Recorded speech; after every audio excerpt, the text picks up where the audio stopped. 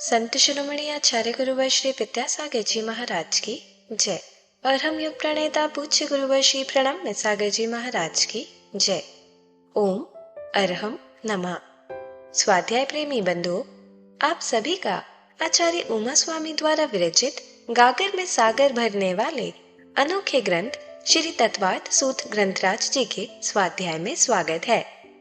विगत 2 वर्षों में हमने तत्व विज्ञान अध्याय 1 से लेकर व्रत विज्ञान अध्याय 7 तक का सफर तय किया है और अब हम अपने अतिशय पुण्य फल से कर्म बंध विज्ञान अध्याय 8 के स्वाध्याय में कर्म बंध के बारे में जान सकेंगे। जो नए स्वाध्याय प्रेमी अब हमारे साथ जुड़ रहे हैं, वह पुराने स्वाध्याय के छूटने का विकल्प न करें। निश्चिंत भाव से स्वाध्याय करें। मुनिश्री की सरस सरल वाणी में उन्हें यह जटिल विषय भी बड़ी आसानी से समझ आएगा। स्वाध्याय प्रारंभ करने से पहले हम अध्याय 8 का सूत्र पाठन कर लेते हैं ताकि हम इन्हें कंठस्थ कर सके। यदि आपने पिछले अध्यायों की मौखिक सूत्र पाठन परीक्षा नहीं दी है तो भी आपको यह पाठ अवश्य करना चाहिए और इन्हें कंठस्थ करने का प्रयास भी करना चाहिए। मोक्ष मार्गस्य नेतारं भेत्तारं कर्म भूव्रतां ज्ञातारं विश्वतत्त्वानां वन्दे तद्गुणलब्धये। मिथ्या दर्शना विरति प्रमाद कषाय योगा बंध हेतवः सकषायत्वात् जीवः कर्मणो योग्यान् पुद्गला नादत्ते स बन्धः प्रकृति स्थित्यनुभव प्रदेशास्तद विधेयः आद्यो ज्ञान दर्शनावरण वेदनीय मोहनीयायुर्नाम गोत्रांतरायाः पंचनवद्व्यष्टाविंशति चतुर्द्वि चत्वारिंशत् द्विपंच भेदा यथाक्रमम् मतिश्रुतावधि मनः पर्यय केवलानां चक्षुरचक्षुरवधि केवलानां निद्रा निद्रा निद्रा प्रचला प्रचला प्रचला स्त्यान ग्रद्धयश्च स दशत वेद्य दर्शन चारित्र मोहनीया कषाय कषाय वेदनीयाख्या स्त्री द्वि नव षोडश भेदा सम्यक्तु मिथ्यात्तु तद्भयान्य कषाय कषायौ हास्य रत्यरति शोक भय जुगुप्सा स्त्री पुण्य पुंसक वेदा अनंतानुबंध्य प्रत्याख्यान प्रत्याख्यान संजुलन विकल्पाश्चैकशः क्रोधमान माया लोभा नारक्तैर्यज्ञोन्मानुषदैवानि गतिजाति शरीरांगोपांग निर्माण बंधन संघात संस्थान सहनन स्पर्श रस गंधान गंध वर्णानुपूर्व्य गुरु लघुपघात परघाता तपोद्योतोच्छ्वास विहायोगते प्रत्येक शरीर त्रस्सुभग सुस्वर शुभ सूक्ष्म पर्याप्ति स्थिरादे यशः कीर्ति सेतराणि तीर्थकरत्वं च उच्चैर्नीचैश्च दानलाभ भोगोपभोग वीर्याणाम् आदितस्तिसृणा मंत्रायस्य च 30 सागरोपम कोटि कोट्यः परा स्थितिः सप्ततिर्मोहनीयस्य 20 नाम गोत्रयोः 33 सागरोपमान्यायुषः अपरा 12 मुहूर्ता वेदनीयस्य नाम गोत्रयोरष्टौ शेषाणा मंतर्मुहूर्ताः विपाकोनुभवः स यथानाम ततश्च निर्जरा नाम प्रत्ययाः सर्वतो योग विशेषात् सूक्ष्मैक क्षेत्रावगाः स्थिताः सर्वात्म प्रदेशेष्वनन्तानन्त प्रदेशाः सद्वेद्य शुभायोर्नाम गोत्राणि पुण्यम अतोन्यत पापम इति तत्वार सूत्रे 8मोऽध्यायः। पूज्य मुनिश्री कहते हैं कि सिर्फ सूत्र के पाठन से ही हमारी विशुद्धि कई गुना बढ़ जाती है। तो चलिए अब हम चलते हैं कर्म बंध विज्ञान की कक्षा की ओर। मोक्ष मार्गस्य नेतारं भेत्तारं कर्म भूव्रतां ज्ञातारं विश्वतत्त्वानां वन्दे तद्गुणलब्धये। देवादिदेव आदिम तीर्थंकर श्री ऋषभनाथ भगवान की, वर्तमान शासन नायक श्री वर्धमान महावीर भगवान की, परम पूज्य आचार्य गुरुवर श्री विद्यासागर जी महाराज की। तो अचक्षु दर्शन हमेशा हर जीव के अंदर अपने अपने क्षयोपम दशा के अनुसार रहेगा। किसी में कम क्षयोपम होगा, किसी में ज़्यादा होगा। और इसी अचक्षु दर्शन के क्षयोपशम के कारण से जीव को उस अचक्षु के माध्यम से भी अपना ज्ञान हो जाता है, क्योंकि ज्ञान से पहले दर्शन आवश्यक है, दर्शन भी हो जाता है। अगर हम इसको व्यवहार की भाषा में समझें तो ऐसा समझ सकते हैं कि जैसे आप व्यवहार की भाषा में कहते हैं हमने अपनी आंखों से देखा, वैसे ही आप कभी कभी ये महसूस करते हैं कि अगर आपकी आंखों से जो चीज़ दिखाई नहीं देती है, आपकी चीज़ कोई पीठ के पीछे भी है ना, तो वो भी आपको ऐसा लगता है मैं देख ही रहा हूं, मुझे पता है मेरे पीठ के पीछे क्या चल रहा है, मेरे पीठ के पीछे कौन सा जीव बैठा है या कौन मेरे लिए कैसी उंगली कर रहा है। तो ये जो आपको ज्ञान में आ रहा है उससे पहले भी आपको क्या हो रहा है, दर्शन हो रहा है ना। यह दर्शन ही आपके लिए अचक्षु दर्शन के रूप में जानना चाहिए। और इसी को आचार्य यहाँ कहते हैं कि यह सब अपने अपने क्षयोपशम के अनुसार होता है, इसलिए ये सब आवरणीय कर्म हैं, दर्शन को आवरण करने वाले ये सभी कर्म हैं। तो चक्षु दर्शन और अचक्षु दर्शन, और उसी तरीके से है अवधि दर्शन। ये कब होगा, जब जीव में अवधि ज्ञान होगा। अवधि ज्ञान से पहले जो उसके लिए पुद्गल पदार्थ का, रूपी पदार्थ का एक सामान्य प्रतिभास होगा, वह उसको अवधि दर्शन के माध्यम से होगा। और वह जब तक नहीं हो रहा है तब तक उसके लिए जो आवरणीय कर्म है उसका नाम है अवधि दर्शनावरणीय कर्म। और फिर जो है केवल दर्शन आता है। केवल दर्शन का मतलब जो केवल ज्ञान के साथ में होने वाला दर्शन होता है। जब ये क्षयोपशम ज्ञान के साथ में दर्शन होगा तब तो ज्ञान से पहले दर्शन होगा, और जब ज्ञान की क्षयिक दशा आ जाएगी, जब केवल ज्ञान के साथ होगा तो दर्शन फिर उसके साथ कहलाएगा, आगे पीछे नहीं होगा। तो केवली भगवान सभी पदार्थों को प्रत्यक्ष रूप से हर समय पर एक साथ देखते भी हैं, सामान्य रूप से भी और विशेष रूप से जानते भी हैं। तो ये सामान्य और विशेष का जो ज्ञान है, यह एक साथ होने का ये परिणमन केवल केवली भगवान में होता है। बाकी क्षयोपशम दशा में ये आगे पीछे चलता है। इसलिए यहाँ पर जो 4 प्रकार का यह आवरणीय कर्म बताया जा रहा है, उसमें आपको मनः पर्यय नाम का कोई आवरणीय कर्म नहीं बताया गया है ना। माने आप ये जान के रखें कि जो दर्शन होता है वो दर्शन ज्ञान से पहले होता है, लेकिन वो ज्ञान और दर्शन की जो आपस में व्याप्ति है वह व्याप्ति इन्हीं दर्शनों के साथ में है। चक्षु दर्शन, अचक्षु दर्शन, अवधि दर्शन और केवल दर्शन। अब आप कहें कि मतिक ज्ञान का भी कोई दर्शन है कि नहीं, श्रुत ज्ञान का कोई दर्शन है कि नहीं, या मनः पर्यय ज्ञान का तो दर्शन इसमें स्पष्ट रूप से है ही नहीं। तो मनः पर्यय ज्ञान से पहले दर्शन नहीं होता। मनः पर्यय ज्ञान से पहले भी एक ज्ञान होता है जिसको ईहा मतिक ज्ञान कहा गया है। वो मनः पर्यय ज्ञान ईहा मतिक ज्ञान पूर्वक होगा। इच्छा पैदा होगी, वह मतिक ज्ञान की परिणति होगी, जिसके माध्यम से वो जानेगा कि मैं इसके मन की बात को जानूं। तो ज्ञान से पहले वहां पर दर्शन की आवश्यकता नहीं है, वहां पर ज्ञान से पहले ईहा मतिक ज्ञान की आवश्यकता है। और जो भी मतिक ज्ञान, श्रुत ज्ञान से पहले होने वाले ये दर्शन है, वो ये चक्षु दर्शन और अचक्षु दर्शन ही है। इसलिए ज्ञान तो 5 प्रकार के हैं, लेकिन दर्शन 4 प्रकार के हैं।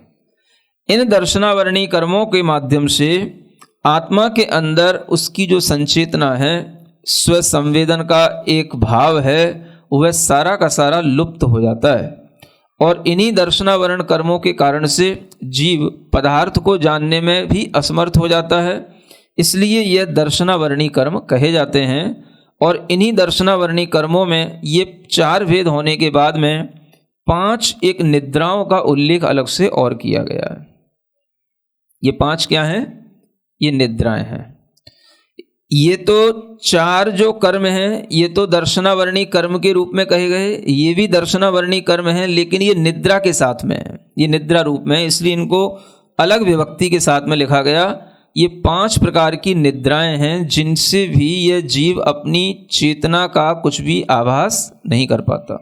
यूं कहें स्व संवेदन नहीं हो पाता कि मैं हूं भी कि नहीं हूं। बना तो रहता है, लेकिन जैसा जागृति पूर्वक उसको संवेदन होना चाहिए, वैसा संवेदन इन निद्राओं में नहीं होता। इसलिए इन निद्राओं के माध्यम से जीव के अंदर एक अचेतन सी अवस्था आ जाती है।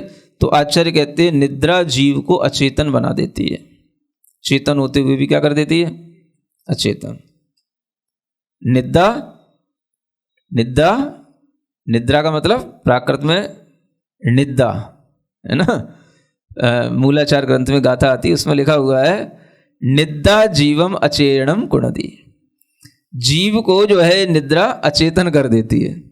तो अचेतन होने पर क्या होता है, उसे यह स्व का आभास सा नहीं रहता कि मैं कहाँ हूं, बस निद्रा का काम होता है। और ये भी दर्शनावरणी कर्म ही है, इसलिए उसमें किसी भी तरह की जो आत्मा का दर्शन स्वभाव है, ज्ञान स्वभाव है, उसको नहीं रहने देता और उसको बिल्कुल ही लुप्त सा कर देता है। तो ऐसी निद्राओं के यहाँ 5 भेद बताए गए हैं। एक तो है निद्रा दर्शनावरणी कर्म, तो ये निद्रा में सामान्य निद्रा है जो सब लोगों के लिए अवश्य रूप से आती है, और जो भी शरीर की थकान है, दिन भर का परिश्रम है, इंद्रियों के लिए आराम मिलना है, शरीर को भी जो है अपना आराम देने के लिए ये निद्रा आवश्यक होती है। इस निद्रा के उदय में जीव क्या करता है, सो भी लेता है और बहुत जल्दी जग भी लेता है। इस निद्रा के उदय में जीव, जैसे कि आपने देखा हो कुत्ते की नींद देखी, अच्छी नींद, जागृत नींद जो है कुत्ते की मानी जाती है। व्यक्ति सो भी रहा हो, सोते सोते अगर थोड़ी सी भी आहट मिले और जग जाए, है ना, श्वान निद्रा बोली जाती है। खासतौर से कहा जाता है जो पढ़ने वाले लोग हैं, विद्यार्थी हैं, उनकी निद्रा श्वान निद्रा होनी चाहिए। तो यह निद्रा जो इस रूप में रहे कि किसी भी तरह की आहट मिलने पर वह बहुत जल्दी जग जाए, या जगने के बाद में वो अपने आप को बिल्कुल स्वस्थ महसूस करे और फिर उसे निद्रा की बार में आवश्यकता ना पड़े, तो वह भी निद्रा सामान्य निद्रा ही कहलाती है। ये निद्रा तो आवश्यक हो जाती है। अब दूसरी जो निद्रा है वो निद्रा निद्रा कहलाती है। ये क्या हो गया, ये निद्रा के ऊपर भी एक और निद्रा हो गई, माने निद्रा डबल हो गई, निद्रा का भार बढ़ गया। अब जब निद्रा का भार बढ़ जाएगा तो भार आपकी आंखों पे भी बढ़ जाएगा, सिर पे भी बढ़ जाएगा। तो इस निद्रा निद्रा में ऐसा लगता है जैसे आंखों में किसी ने बालू डाल दी हो, जैसे बालू चली जाए तो आंखें फिर खुलती नहीं है, तो ऐसे ही निद्रा निद्रा के भार में आंखें खुलती नहीं, और सिर पे जैसे किसी ने पत्थर रख दिया हो ऐसा सिर भारी होता है। तो वह या तो आंखें खोल नहीं पाता, और खोल लेगा तो तुरंत बंद कर लेगा, और बंद करके तुरंत फिर बहुत गहरी नींद में चला जाएगा, और फिर ऐसी गहरी नींद में चला जाएगा कि वह कहीं भी पड़ा पड़ा खर्राटे लेने लगेगा। खर्राटे जानते हो, सभी जानते हैं। ये खर्राटे के आते हैं, ये निद्रा निद्रा के उदय में आते हैं। और निद्रा निद्रा के उदय में व्यक्ति चलते चलते भी कहीं पर भी खड़ा हो जाए, खड़े खड़े कहीं पर भी बैठ जाए, बैठे बैठे कहीं पर भी लेट जाए, लेटे लेटे कहीं पर भी खर्राटे लेने लग जाए। उसके लिए कंडीशन नहीं है कि मुझे अच्छी जगह पे ही लेटना है, वो कहीं भी लेट सकता है। इस निद्रा निद्रा के उदय में वह पेड़ के ऊपर भी सो सकता है, कहीं ऊबड़ खाबड़ कोई भी जमीन हो, गड्ढा हो, कहीं पर भी सो सकता है, और कहीं पर भी उसको गर्मी सर्दी में कहीं पर भी लिटा दो, बस जैसे ही लेटा और शुरू हो गया वो। तो ये क्या कहलाता है, ये निद्रा निद्रा कहलाती है। इसमें उसके अंदर होश नहीं रहता, ज्ञान नहीं रहता कि हमारे आसपास क्या चल रहा है। बहुत गाढ़ नींद का नाम है निद्रा निद्रा। तो इस तरह की ये निद्रा निद्रा, ये भी एक दर्शनावरणी कर्म है, और इस कर्म के माध्यम से भी वह जीव जिस समय पर सो रहा होता है, अपनी चेतना उसकी बिल्कुल अस्त हो चुकी होती है, और उसी के कारण से वह उसे बाहरी की किसी भी चीज का कोई भी ज्ञान नहीं होता, इसलिए यह निद्रा निद्रा कहलाती है। फिर तीसरी निद्रा का नाम है प्रचला। प्रचला का मतलब होता है जो अपनी आत्मा को चलायमान कर दे, जिसके माध्यम से क्रिया भी होने लग जाए, शरीर हिलने डुलने भी लग जाए। बैठे बैठे भी शरीर हिलने डुलने लग सकता है। इस प्रचला के उदय में आदमी बैठे बैठे सो लेगा, और सोते सोते थोड़ा सा आंखें भारी रहेंगी, थोड़ी आंखें उसकी खुली भी दिखाई देंगी, लेकिन बहुत जल्दी वो नींद में भी चला जाता है और बहुत जल्दी थोड़ा सा फिर आंखें खोल करके देखने की कोशिश करता है और फिर जो है बाहर की परिस्थिति को समझ करके फिर सो लेता है। सुन रहे हैं? जो अक्सर आप देखते हो उपदेशों की सभाओं में, जो लोग बैठे बैठे सोते हैं वो सब प्रचला में होते हैं। समझ आ रहा है? निद्रा में तो थकान दूर होती है और प्रचला में क्या होता है, शरीर हिलता है। अब निद्रा निद्रा उसको इसलिए नहीं कह सकते क्योंकि वहां पे वो खर्राटे नहीं ले सकता, बहुत ज्यादा गहरी निद्रा में नहीं जा सकता। उससे पूछा जाए क्यों सुन रहे हो, एकदम से अलर्ट हो जाएगा, हाँ सुन रहा हूं। जाग रहे हो? हाँ जाग रहा हूं। तो प्रचला में उसके अंदर इस तरीके का भाव रहता है, चलायमान भी होगा, हिलेगा डुलेगा भी, शरीर भी उसका हिलने लगेगा, गर्दन उसकी तुरंत झुक जाएगी और मुंह से भी हो सकता है थोड़ी बहुत लार भी निकल पड़े। लेकिन वह सब कुछ होते हुए भी वह बाहर की परिस्थिति से जल्दी से थोड़ा थोड़ा सा जाग भी जाता है और उसको सुन भी लेता है, आधा सुन लेता है फिर आधा सो जाता है, और इस तरह से उसका ये काम जो चलता है प्रचला के उदय में चलता है।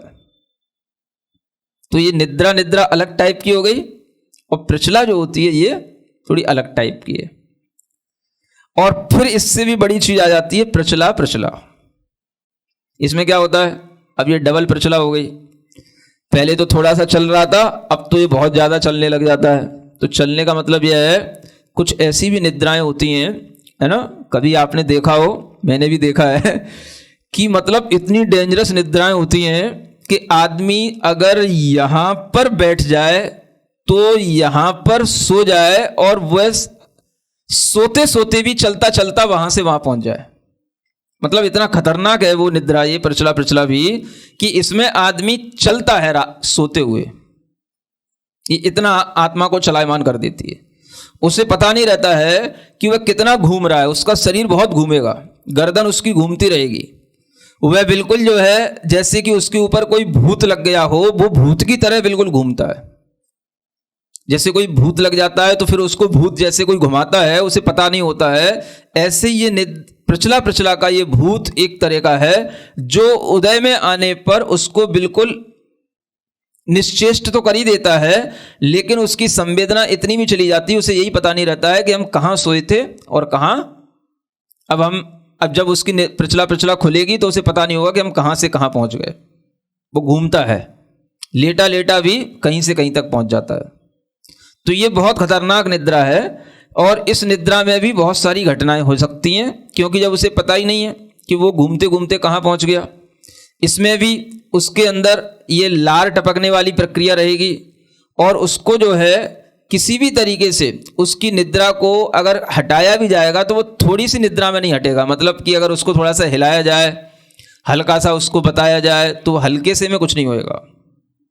उसको तोड़ने के लिए बड़ा मतलब पुरुषार्थ करना पड़ेगा और उसके लिए भी स्वयं में भी उसकी वो निद्रा तब टूटेगी जब इसका भी जब उदय है तो वो कुछ देर तक चलता है। जब वो देर हल्की हो जाएगी, वो टाइम पूरा हो जाएगा, तभी उसकी आंखें खुलेंगी।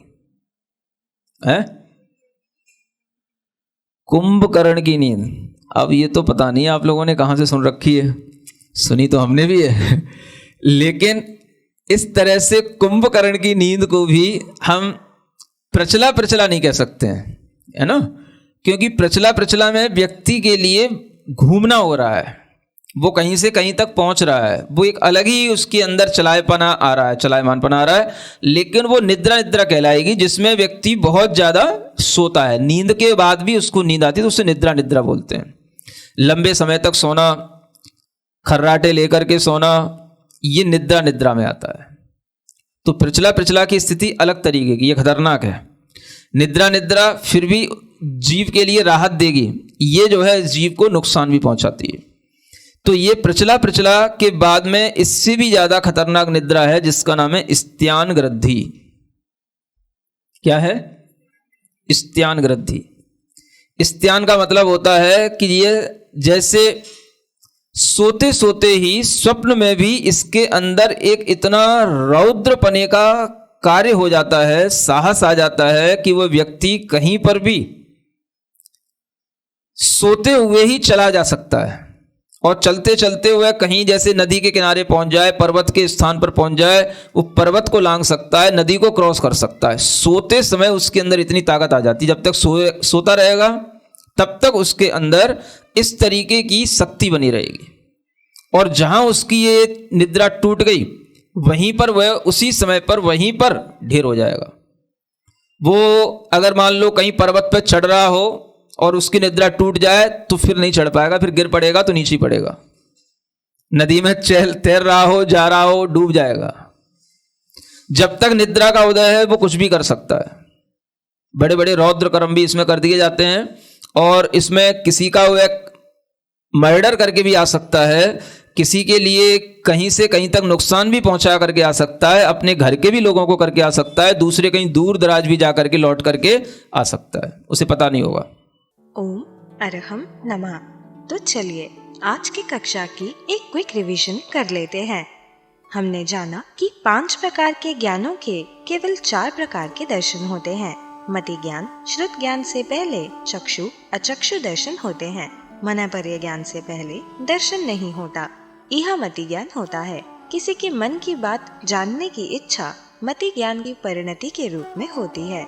दर्शनावर्णी कर्मों से आत्मा की संचेतना स्वसंवेदन लुप्त हो जाता है और जीव पदार्थ को जानने में असमर्थ हो जाता है। आगे के 5 दर्शनावर्णीय कर्म निद्रा रूप होते हैं, इसलिए आचार्य महाराज ने उन्हें अलग विभक्ति में लिखा है। इन निद्राओं में जीव जागृति पूर्वक स्वसंवेदन में नहीं रहता। मूलाचार्य ग्रंथ के अनुसार निद्रा जीवम अचेतनम हुणदी, अर्थात निद्रा जीव को अचेतन कर देती है, उसके दर्शन स्वभाव को लुप्त सा कर देती है। निद्रा का पहला प्रकार है निद्रा दर्शनावर्णीय कर्म। यह सामान्य निद्रा है। यह शरीर की थकान मिटाने, इंद्रियों को विश्राम देने के लिए आवश्यक होती है। इसके उदय में जीव सो भी लेता है और बहुत जल्दी जाग भी लेता है। विद्यार्थियों की निद्रा स्वान निद्रा जैसी होनी चाहिए, जागृत और अच्छी। जगने के बाद बिल्कुल स्वस्थ महसूस करें। दूसरी निद्रा निद्रा होती है। यह बहुत गाढ़ नींद होती है।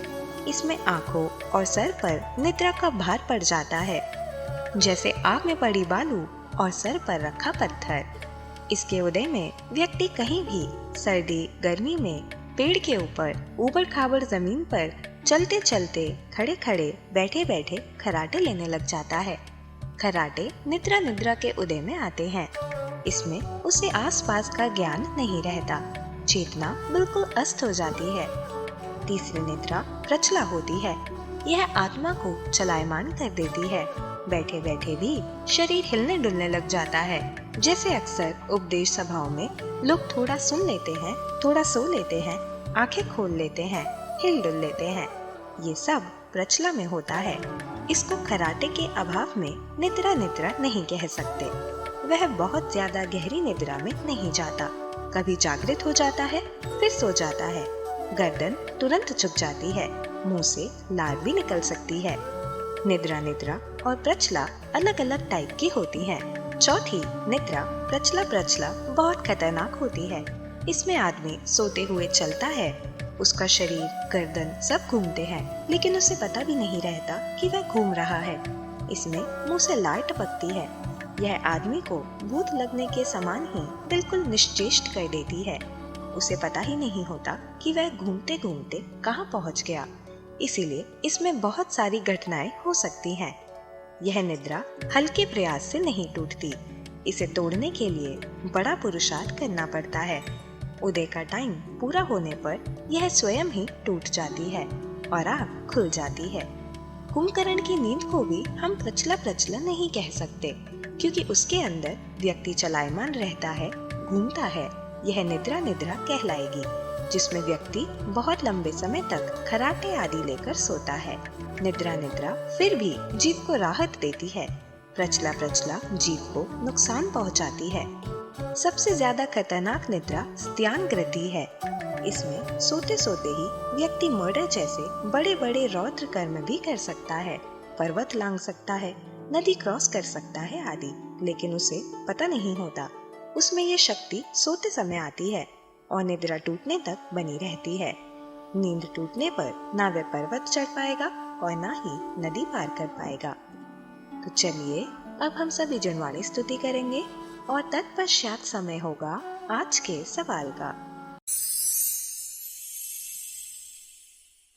सिरिजिणवाणी जग कल्याणी जग जन मदतम मोहरी जणमण हारी गढ़हर हारी जम जरा भव रोग हरि तिथियराणम दिव्य झुणिम जो पढ़ई सुणई मय्ये धारई राणम सौख मणंतम धरिय सासद मोक्ष पदम पावई सासद मोक्ष पदम पावई। अब समय है आज के प्रतियोगिता प्रश्न में भाग लेकर आकर्षक पुरस्कार जीतने का। आप अपने फोन को QR कोड स्कैन करने के लिए तैयार रखें या दिए गए लिंक पे जाएं। आप अपना उत्तर चुनकर हमें कल शाम 5 बजे तक भेज सकते हैं। 3 भाग्यशाली विजेताओं को मिलेंगे आकर्षक पुरस्कार। विजेताओं का नाम इसी कार्यक्रम में हर रविवार को घोषित किया जाएगा। साथ ही सभी प्रश्नों के सही उत्तर भी बताए जाएंगे। आज का सवाल है, किस निद्रा में मनुष्य खराटे लेता है? निद्रा में, निद्रा निद्रा में, प्रचला में, प्रचला प्रचला में। अध्याय 8 की कक्षा 22 के आज के सवाल का सही उत्तर है श्रुत दर्शनावरण।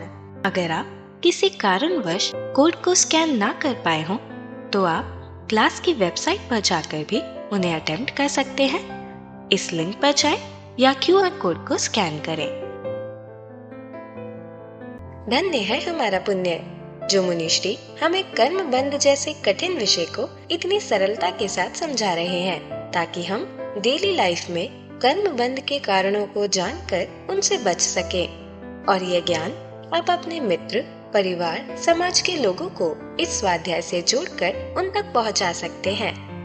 आप सिर्फ उन्हें हमारी वेबसाइट etv.arham.yoga शेयर करें और उन्हें इन सभी क्लासेस के साथ साथ मिलेगा अभ्यास प्रश्न करके अपने ज्ञान को प्रगाढ़ बनाने का मौका और आज के सवाल में पुरस्कार जीतने का। तो आज ही अपने बच्चों को, मित्रगणों को और परिवारजनों को इस अनूठे स्वाध्याय से जोड़ अपना और उनका पुण्य बढ़ाए। ओम अरहम नमः।